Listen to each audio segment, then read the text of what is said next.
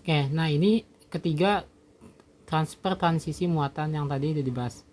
Yaitu yang pertama itu ada ligand to metal charge transfer atau LMCT, kemudian metal to ligand, dan juga intervalence transition. Nah, yang pertama itu ligand to metal charge transfer atau LMCT. LMCT. Nah, di sini itu untuk ligand to metal charge transfer, elektron akan ditransfer dari ligand ke si logamnya.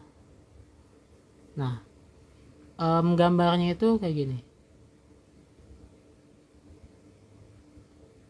Ini dia. Nah, ini dia untuk ligand to metal. Nah, jadi nanti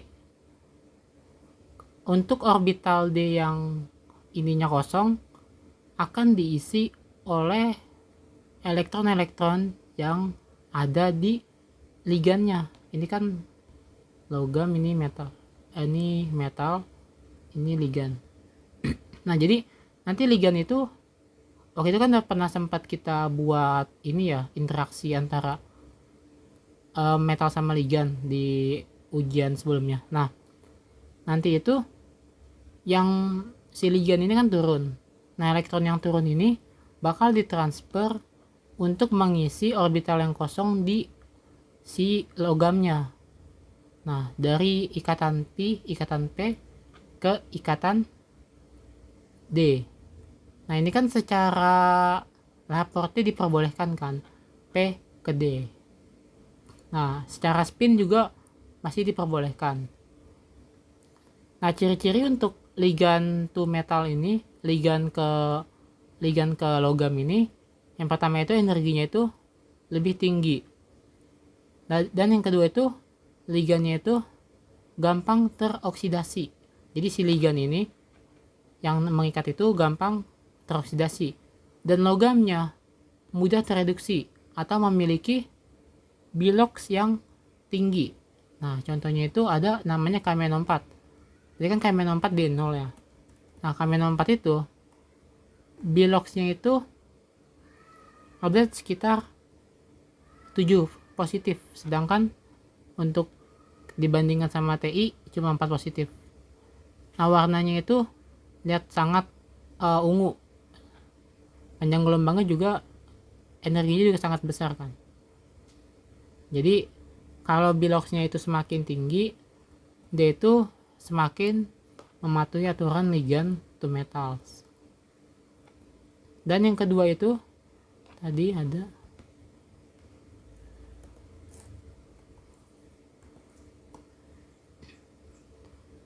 kan ligand to metal ya.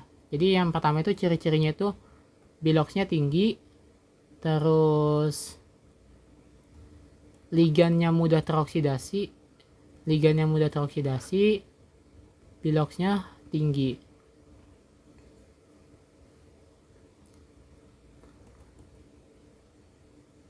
Nah, si ini secara laporte dan secara spin itu diperbolehkan ya tadi. Nah, yang kedua itu ada namanya metal to ligand charge transfer. Jadi sekarang metal to ligand, M ke L, ML. Nah, ciri-ciri kompleks yang metal to ligand itu si metalnya itu yang mudah teroksidasi, dan orbital P pada ligand itu nanti kosong, empty orbitals. Jadi metalnya itu mudah teroksidasi. Nah, itu tadi kayak yang di atas.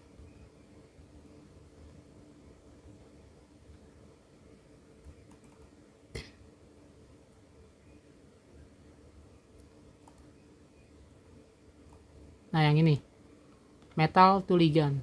Nah, jadi metal to ligand itu dicirikan dengan orbital P pada ligand itu kosong. Nah, orbital P-nya kosong sehingga nanti elektron dari logam bakal ditransferkan ke ligand. Makanya namanya itu metal to ligand. Nah, ciri-cirinya itu tadi udah dibilang, logamnya itu gampang teroksidasi. dan ligannya itu tereduksi atau kosong, ininya kosong.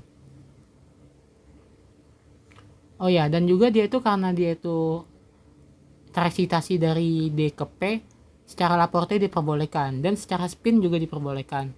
Makanya untuk ligan metal to ligan sama ligan to metal tuh warnanya itu intens. Contohnya itu KMNO4.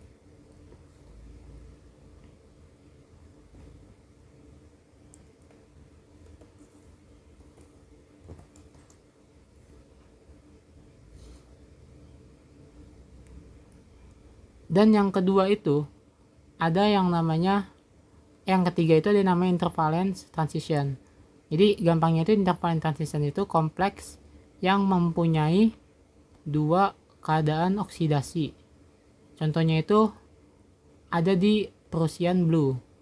Dia itu punya dua logam, Fe2+ sama Fe3+. Nah, dia itu digolongkan sebagai intervalence transisi.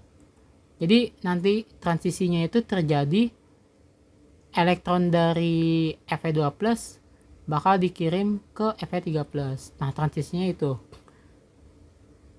Jadi kan kalau ligan to metal itu transisi elektronnya itu, transfer elektronnya itu dari ligan ke metal. Kalau untuk yang metal to ligan, transfer elektronnya itu dari metal ke ligan, dari logam ke ligan. Dan untuk intervalence transisi dari Fe2+ ke Fe3+. Jadi dari yang biloxnya itu rendah ke yang biloxnya itu tinggi.